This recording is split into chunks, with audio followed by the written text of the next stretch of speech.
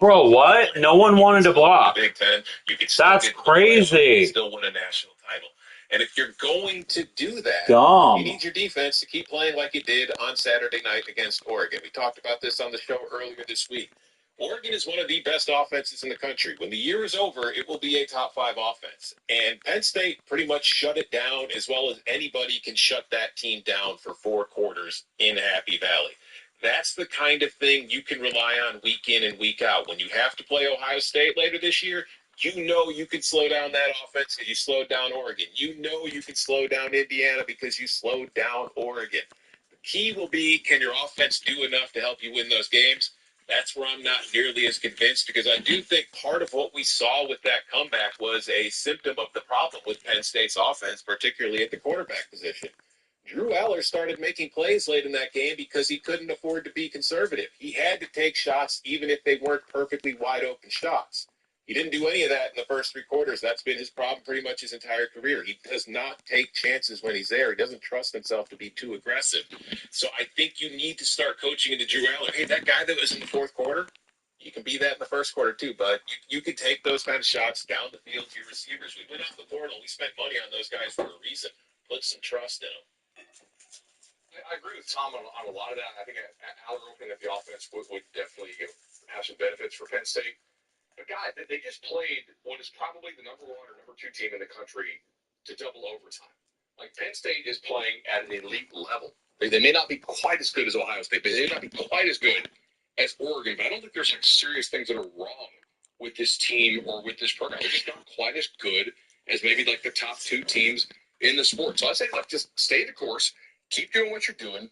Keep getting better throughout the course of the season. Stay healthy and see if you can make some magic happen in the playoff. Like, they're 1 play away from playing for the national title last year. Like, I think they're a lot better than what a lot of the reaction, not necessarily about just what I've seen on Twitter and stuff.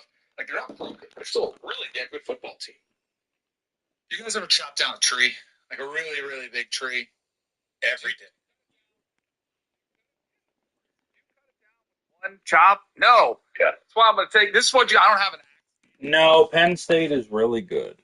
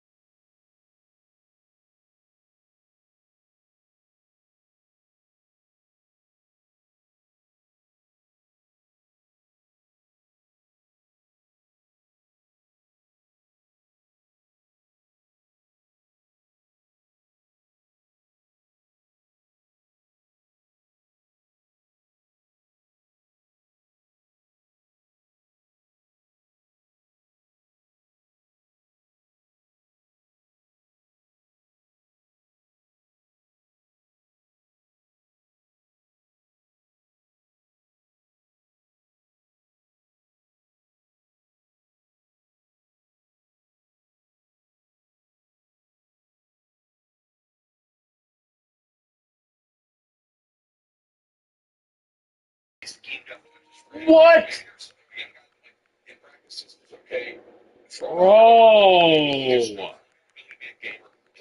One-on-one situations. Right now, I don't have anybody on Penn State who I trust. God damn it. In obvious passing downs. We just don't win it. This game. It's great. But when you have to win in negative leverage situations, I don't think Penn State has that guy on this team. A healthy set of suggestions, a lengthy to-do list, exactly what I'm sure James Franklin wants to hear from us as he's reaching out to the Cover 3, coaching consultation services. But Penn State, the path begins this Saturday. They're going to be out playing against UCLA in the Rose Bowl. You can watch it on America's First Watch Network, the Network of Stars, CBS. You can stream it on Paramount Plus. Kickoff at 3:30 p.m. Eastern Time. Well, coming up on the other side, starting to hit that point in the season where the teams that are on the fringe of whether they are going to make it to the postseason, the critical games are at hand. We're going to play a Cover 3 Classic. It's Bowl or No Bowl, Big Ten Edition, and more.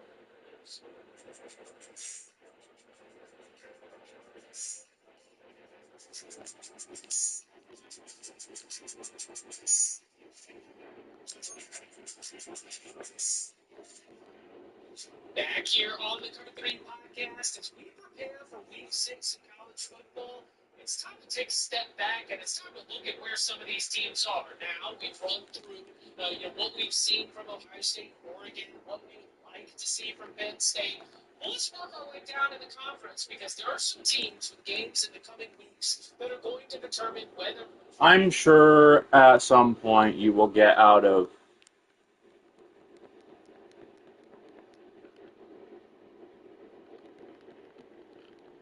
Oklahoma State.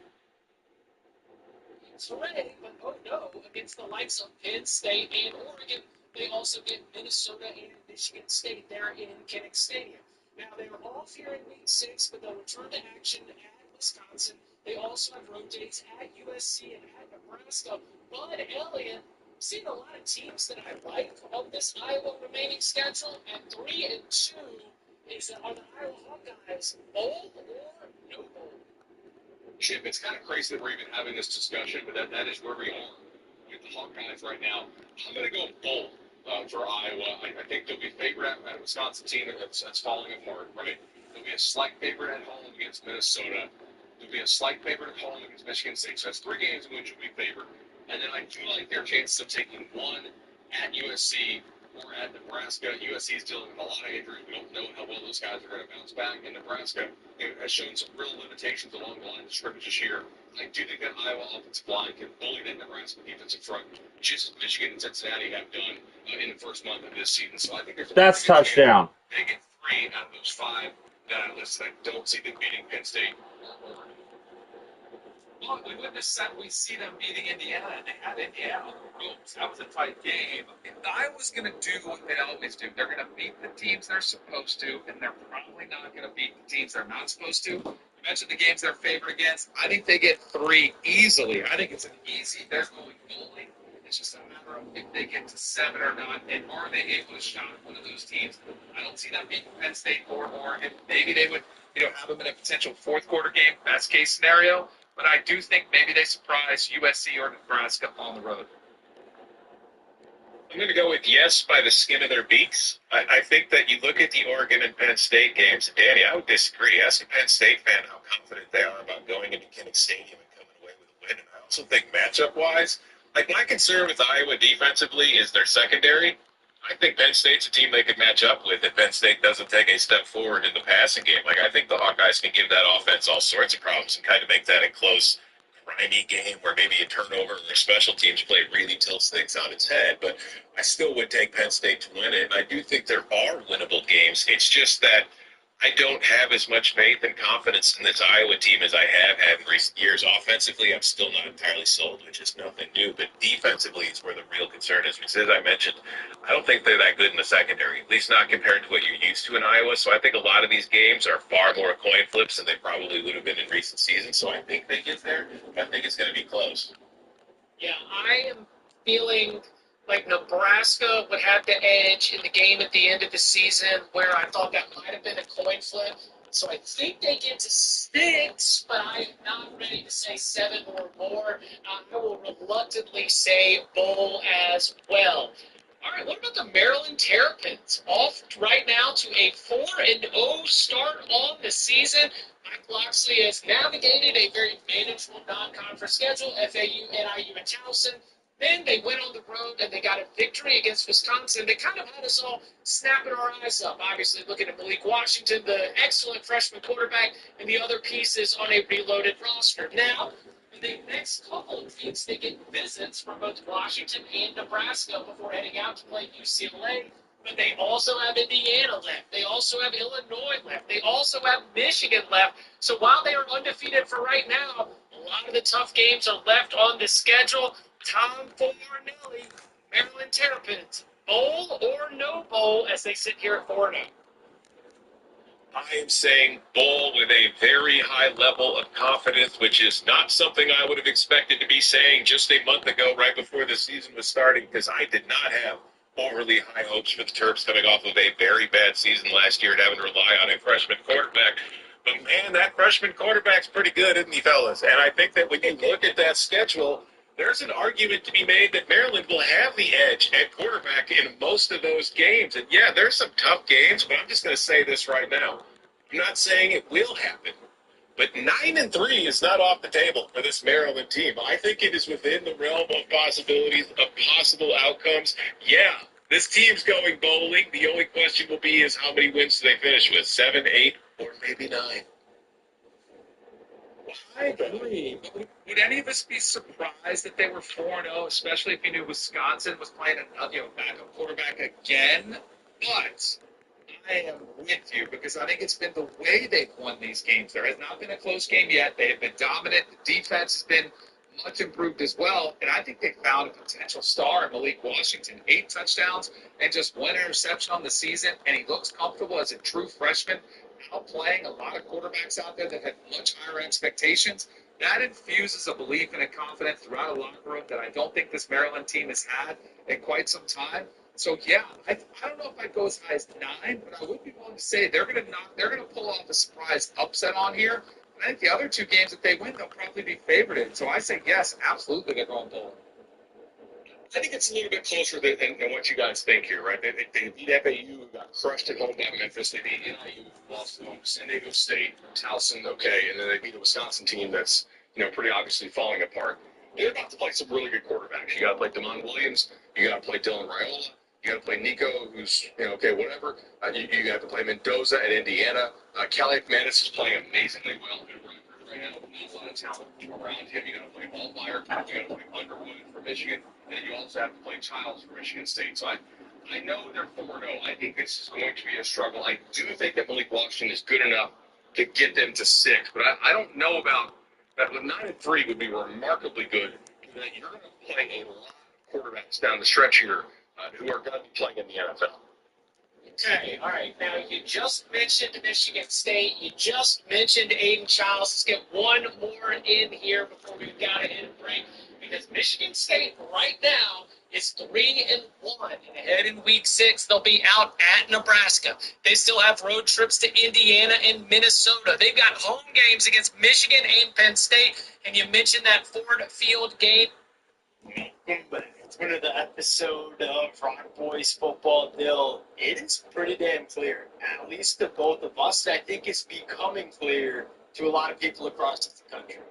There are 3 teams currently at the top of the sport. Ohio State, it's Oregon, and it's Miami. And I think that the question that we're going to try to solve today is, hey, who's the real best team in college football as we sit here at the end of September? How do you do it? How do you determine who the 3 best teams are? Good old-fashioned roster battle. For those who've been rocking with the boys for a long time, this is a very fun exercise for us. Position group by position group. Who's got the most amount of talent and where are those talent advantages is what essentially we're going to try to figure out now. The best part about the roster battle, hearing from you guys in the comment section, because Dylan, when you're talking about these 3 teams, it gets really nitty-gritty. There's a lot of different ways that you could go when you're choosing, hey, who's got the best roster in college football? Y'all let it fly. No Because way. I appreciate you guys. If y'all do enjoy Bro. content, consider subscribing Okay. to the channel. Dill, without further ado, let's start at the top of the board here. And I'll put you on the spot. You got Carson Beck. You got Dante Moore. You got Julian Saint. If you needed to win a football game this Saturday, who's the quarterback that you're taking out of it? Dante Moore. I think it's got to be Dante Moore. I think that level he kind of got to in that Penn State game in big moments with a lot of pressure on him. I thought he kind of rose to the occasion. And probably to me, it's Dante Moore back and then Julian Sayin. And at the end of the day, I just don't know that we've gotten to see everything Julian Sayin is. To me, like you've seen pressing back in big spots. I thought in that Notre Dame game, made a lot of big plays and maybe some other things weren't exactly humming for that Miami team. Julian Sayin, like, he's had it kind of easy, for lack of that aspect of the game. Yeah, that's a good defense, but, like, they couldn't move the ball against Ohio State, so Ohio State didn't need to, like, ask Julian Sayin to do anything crazy. To me, we certainly can see that. If Julian Sayin goes plays Penn State and lights them up or something, So dumb. it They're might just change, but right now I probably trust him. Yeah, that's the spamming no conversation huddle. you have with Julian Saint. And like Fucking Iowa. Spamming no huddle. Yeah, it's been sharp. I'll say, like, in terms of, like, just operating that offense, like, really sharp. Really It's just an unknown, Bill. It's an unknown if he's that true difference maker at the quarterback spot. Bill, here's the thing: if you're an Ohio State fan, when you have Jeremiah Smith, when you have Carnell Tate, when you have a cat like Bo Jackson who seemingly is coming on at the running back position, how many times in this year is he going to have to be that true difference maker? Because you got the cats around him. Dylan, now this isn't a cop-out because I'll give you my answer. I love the situation for all three quarterbacks. I mean, we love the fact Let's have a little bit of realism. Sit behind Dylan Gabriel last year and get ushered into the Will Stein offense, which we think is a really good fit for Carson Beck. You couldn't put him in a better offense for his skill set. You give him a good run game. You keep him clean in the pocket. I'm surprised they didn't have him no huddle that time, too. Then Julian Saint, rhythmic thrower, super accurate, super on time. And that's the exact quarterback Ohio State needed because of all that talent they have on the outside. My answer is like yours, Dante. I think he is, at least he's the one who really has showed this year that he's a difference maker when it's not perfect. Dylan worked on his athleticism in a big-time way, which matters. You're going to need that. You're going to need Dante Moore to tap into that more times throughout 2025, and him showing us he can do that, throw off platform, make high-level throws, but also keep the ball at harm's way. I'm taking Dante Moore right now. Best believe all three of these quarterbacks really good fits in their respective offenses. And he just shrugs him off. Yeah, all three are some of the best quarterbacks in this Man, that was a bullshit drive. But the CPU's gonna bullshit. Oregon, Ohio State. What running back room are you taking here? In Miami, and I don't think it's particularly close, frankly. What? For me, like, I'd probably go Miami. I don't even know if I really differentiate. I think both teams, Ohio State and Oregon, Ohio State, at least with Bo Jackson, it feels like he's kind of taken over. Yes, I know who the guy is.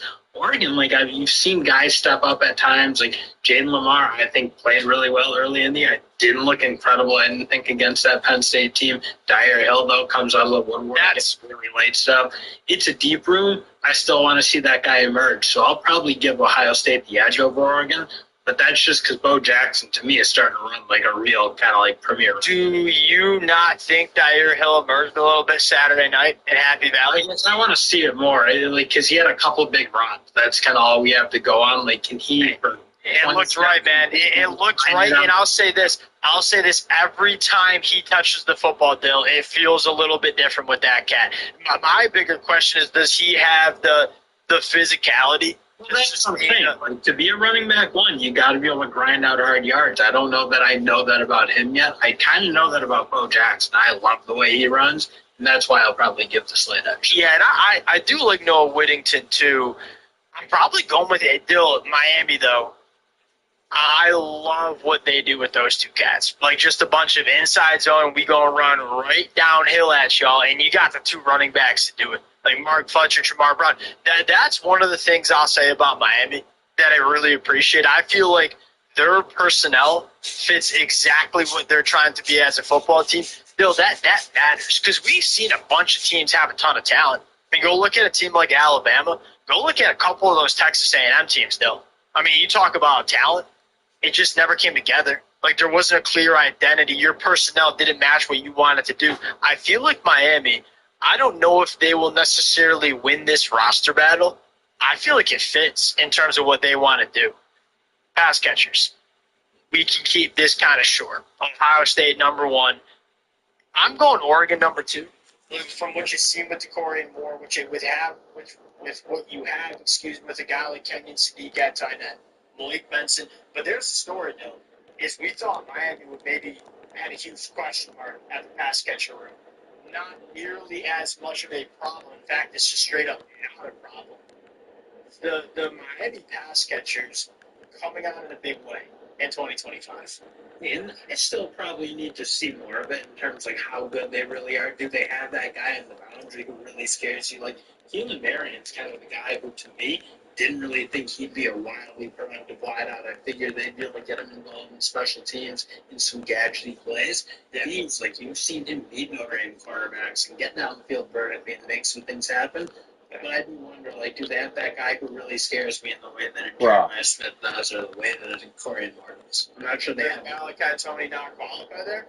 No, he's awesome in the slot, but like, do they have that real threat on the boundary? Because to me, I don't usually love when my team's led by the slot position. I usually like a Jeremiah Smith. That is kind of my So thing. here's back to kind of how we talked about. Look at those Shannon Dawson offenses. And look, I'm not trying to make the argument that Miami should be number 1 because they're number 3 in this for all intents and purposes. Shannon God, that's a green throw, and he's throwing it like crap. You need that guy in the slot. That's crazy. That is fair, because also Carson Beck, like, he probably is at his best in the middle of the field, too. So I kind of get that, but I think, like, I don't know, I look at what these other teams can do in terms of, like, having a little bit more diversified portfolio of what they have in the Yeah, 100%. And I'll say this for Oregon, the emergence of Malik Benson seemingly being a guy they can trust, I think is big. All right, one more thing I got. The tight end position for Miami. That's something I would like to see come along a little bit. I think there's something there with Elijah Love. I want to see it a little bit. That's a big storyline for Miami fans to track as we go throughout 2025. Offensive line. I'm gonna put you on the spot. First Miami. I know you want to say Oregon, but it's the Miami Hurricanes. That's a unit that's been together for a couple of years now. Yeah, I mean, they are dominating teams in a way that I think you very rarely see offensive lines dominate. I was really impressed with that Oregon team. I'm not gonna like sit up here and I think like rewrite history. There were certainly some moments where Penn State was getting after them a little bit. You know, like fair play. Penn State's up there with the best front sevens in the country. I do think Miami, though, you haven't seen an ounce of vulnerability against anybody they've played. They've just been hammering teams. Want to know what's the separator with Miami? At least the way I look at it. And sorry to cut you off. I do think Ohio State's probably the year. And I'll say this: the offensive line's been a pleasant surprise for a lot of Ohio State fans. Maybe to get Philip Daniel going a little bit. I feel like there's been too much inconsistency at his spot. I don't think you've seen that same level from maybe these other two teams. Yeah, the thing. And I love Oregon's offensive line, man. And I think they were the better offensive line between the two teams you saw in Happy Valley Saturday night. The reason Miami gets the edge is that the tackle play is so freaking nails. And Francis Mota, he's the best tackle in the country. I'd take him over Caden Proctor any day of the weekend. And Mark Cavell on the other side. We're probably talking about Miami having 2 offensive tackles that are selected in the top 50 picks in the NFL draft. Francis Mount will probably be an H pick in the NFL draft. For Oregon, the interior of this offensive line, I don't think there's a better interior offensive line here. You know, which I have with Mancho at center, which I have with Dave Cooley and Emmanuel Frank. You're mad at tackles. I think there are some ability. Do you think those Oregon tackles struggle maybe a little bit? Frankly, like, there are probably some holds that could have been called. Like, I think there was some moments where guys more bailed them out a little bit. Maybe the rest did a little bit too. Yeah, I'm kind of with you. I think, like, and it's not saying Miami's got a weak interior. That's a really good unit. So, Miami, to me, it's the best offensive line in the sport. I'm not even sure it's too close. It's almost like the Ohio State wide receivers, where they're just, like, playing at a different level than anyone else. That's kind of how I see Miami's offense. I do think Oregon's top three offensive line. How many offensive lines you take? No, it's what I was trying to think. Like, it's maybe Miami and maybe Oregon next. Yeah, but there might be a little bit of a gap just because, it's so hard to like have two tackles that are going to go top 50 in the NFL draft. I think Miami legitimately has defensive line. Who's the best player on any of these defensive lines? Is it clearly Ruben Bay? No. If I'm to tell you, I'd take a huge exception to that. I think Ruben Bain's dominating for sure. Yeah, tell you, I mean, really, for a guy that game against Penn State, Dylan Wall was really good. Good rush in the passer, good in the run. And Ruben, to me, I think right now is playing at a higher level. I think his passing ability in terms of how dominant he's been, he has probably a little bit higher. But it's tight. Frankly, I go top to bottom. Is Taylor you not the second best edge rusher in the sport right now? And that's not a shot at Colin Simmons. That's not a shot at Dylan Stewart. Just how many are you taking over? Dylan Stewart's really good. I don't know if I'm taking anyone over. Dylan Stewart, I put Ruben. I'm taking Ruben. No. You stop there. I'm saying, hey, in terms of what we've seen throughout just the first 5 weeks of this college football season, there's not been a defender in the country that's had a bigger impact on football games than Ruben Bain. I firmly believe that. Dylan Stewart's good, man. I think how do you stack them? Because I'd probably take Oregon. I think they're a little bit deeper. Ohio State, or not Ohio, but Miami's been able to like kind of mitigate some of their depth issues by being able to stay on the field a little bit more in terms of what they do offensively. I look at Oregon. I think in that game, I'll say this. I'm going Miami one. And I went back and forth on this bill. I'll say this: Oregon made a very, very strong push here, especially with the performance we saw from Barry Alexander, especially with just the performance in general, like going on the road, being that stingy against them. When you have, because here's the thing, we're talking about Ruben Bain. On the other side of Team Mesdor, that guy, very, very good pass rusher. They have found a gem with David Blake coming from Louisiana Tech. You rotate Justin Scott. Now, Bill, I'm with you. My concern was like, who's the fourth interior defensive lineman for Miami? Well, it's a question mark. They don't really have one. They don't really play one of the meaningful snaps. Well, Bill, do you think like top end either? Like, are there defensive tackles? Do they have a guy close to Murray Washington? Would you say? Because I'm not sure they do. Murray Washington is dominating football games. He's taken that step. Yeah, I mean, he is playing at an incredibly high level. And Van Alexander, that was the first time we've ever seen him play well to a game where he was really productive. So I probably lean Oregon because I don't think they give up much at the edge side.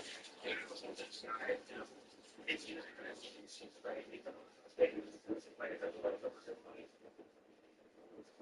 The guy gets you now. Let's get the line. They try to get it, but in their feeling, yeah, certainly everyone in favor of the and I guess the ones too. That's what she could say. Yeah, I mean, I guess that's right. I would say, against the thing wrong with my is, I was,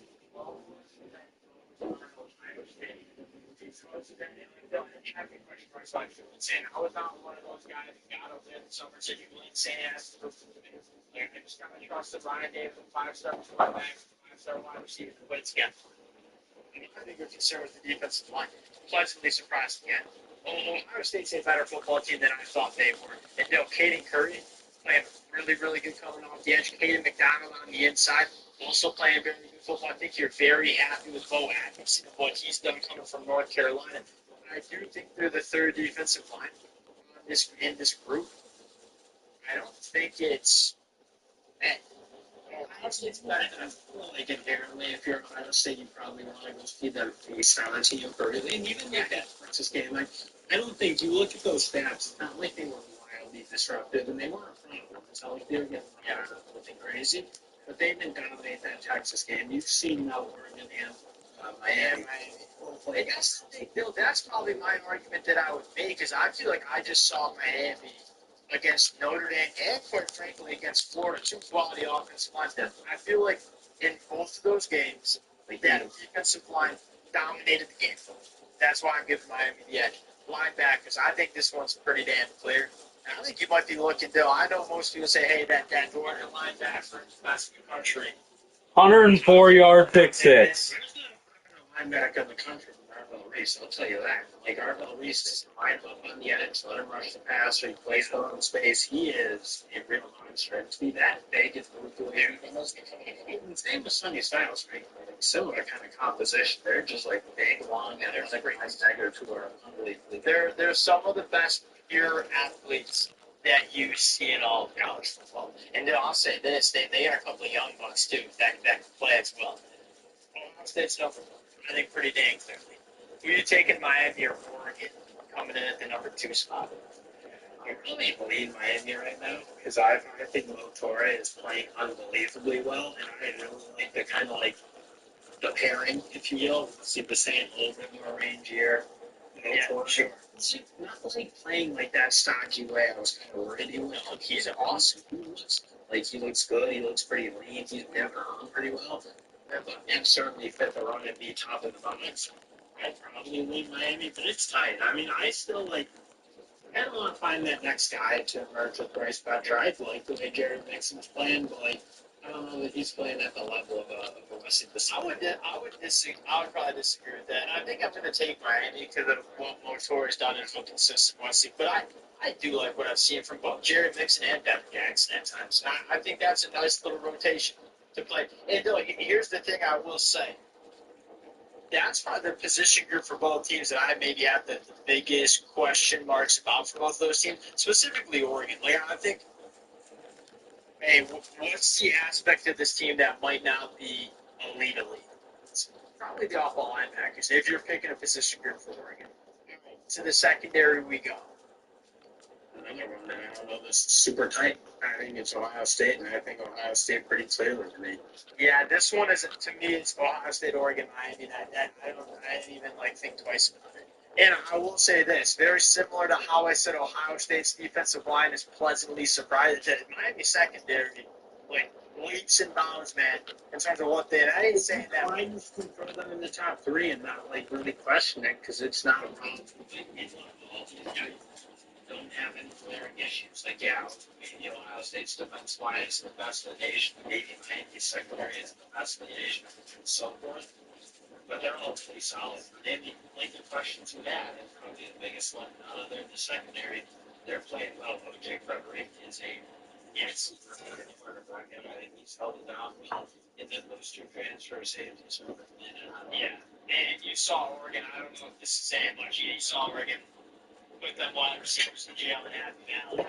Like, again, I feel that's not saying that's not how I'm so I am very excited to see Oregon play some real top end players or like passing attacks. I don't care what the like media gaslit us into believing that they were going to be able to 100% offense.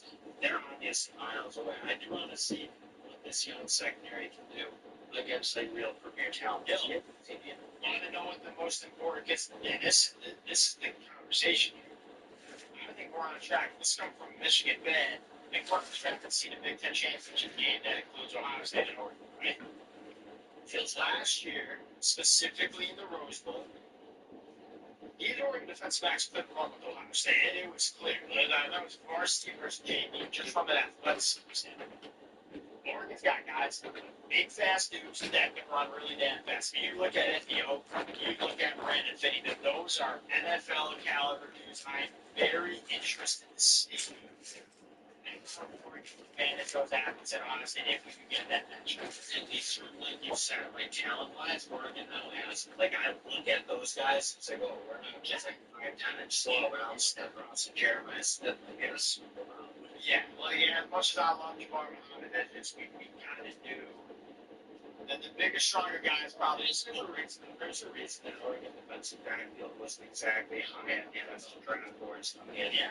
here. If it was for once, they were like solid college football players. That doesn't cut when you're trying to win there. So when you're trying to guard Jeremiah, right now, they're missing talent. Talent kind of less on par with that talent. All right, Dale, we've got the best roster in the conference going through all of these positions. And they really, in my opinion, I'll give you a second because I already know you're prepared to answer, so I'll say this. I'm going to have to cover this on yeah, I'll say this real quick. So it depends on like what you value most, right? Because when you look at Ohio, That's a cop out, no? Why don't you give us a real answer? My answer is Ohio State. I think they have it's very, very close. In fact, you know that I had Miami the number one team last week, and then I watched Ohio State specifically on that defensive line have a very good performance against the Washington team that I'm higher on than most.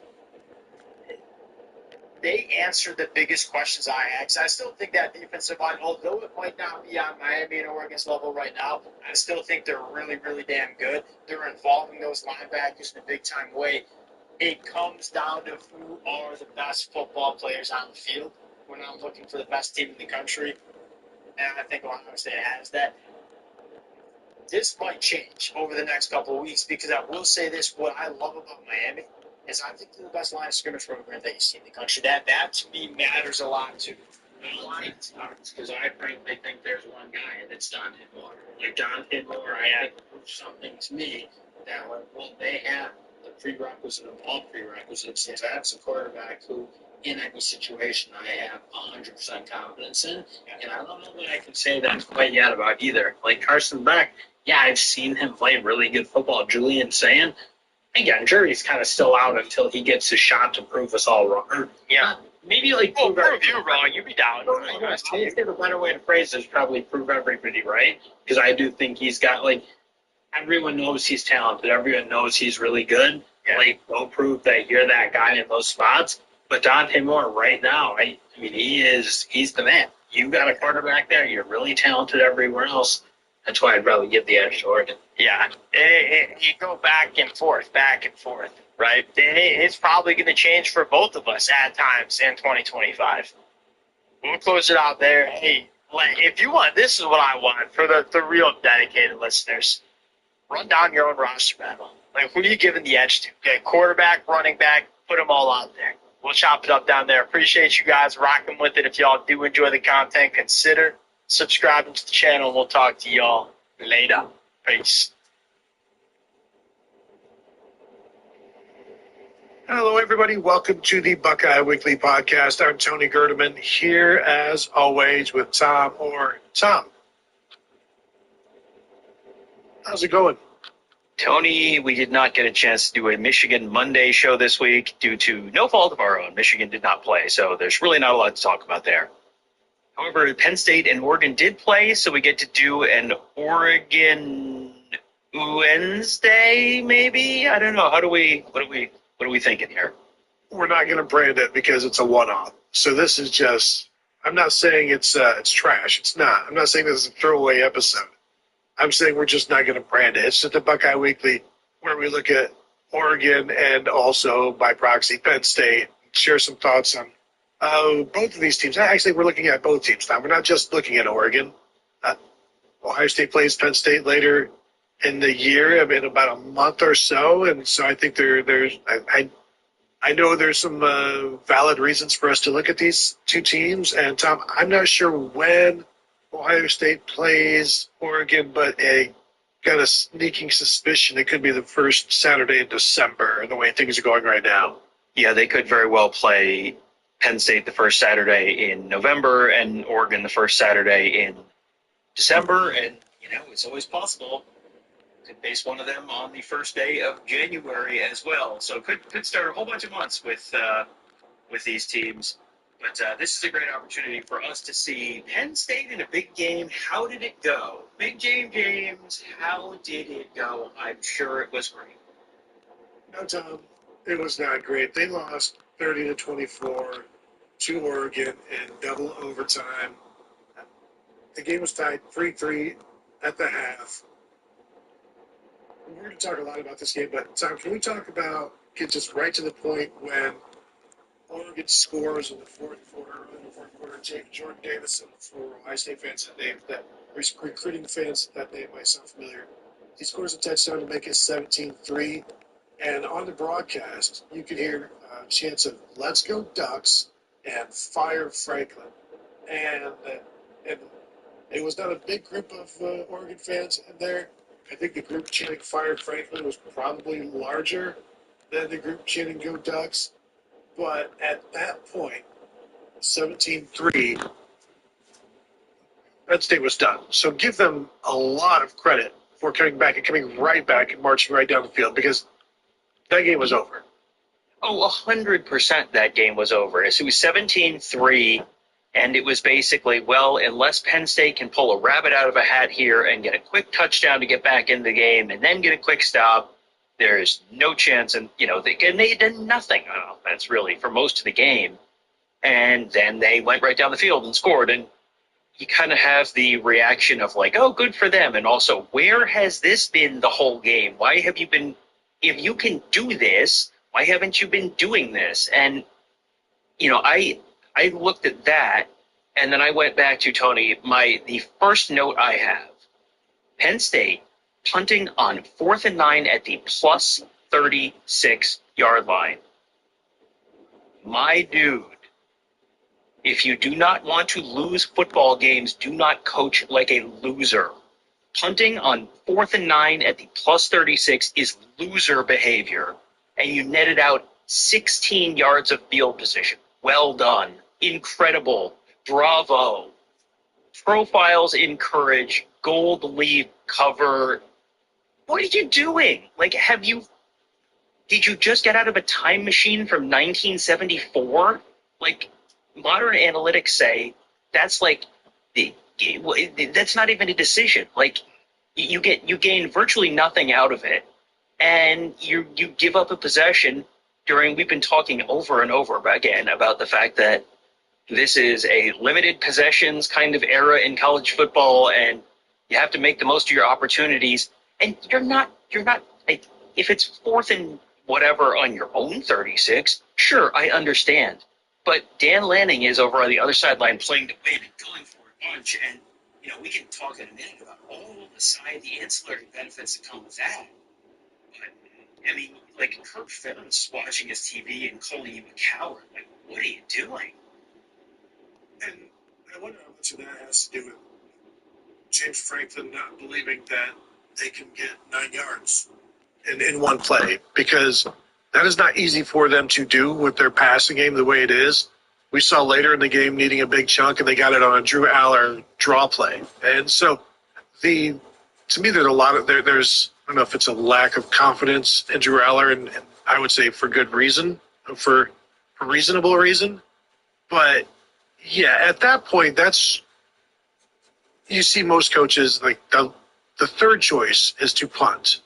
Either you're going to try a long field goal, you're going to go for it. Most likely, most people playing to win obviously are going to go for it at that point, especially that early in the first drive of the third quarter.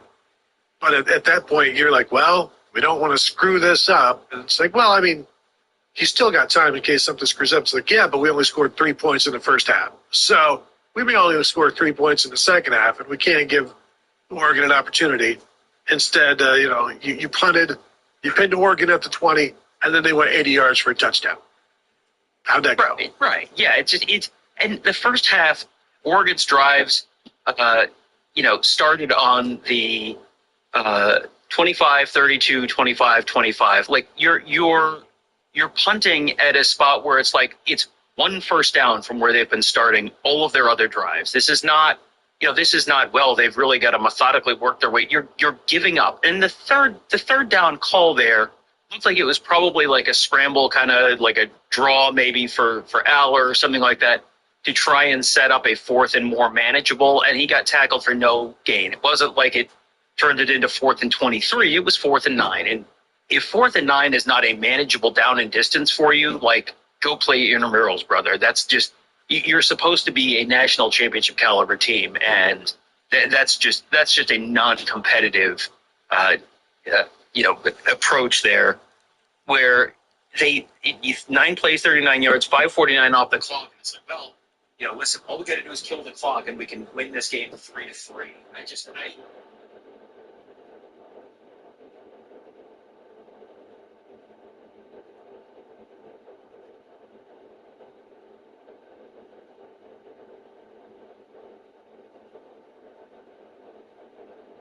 Maybe.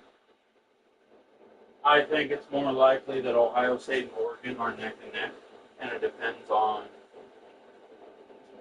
how the Ohio State offense progresses.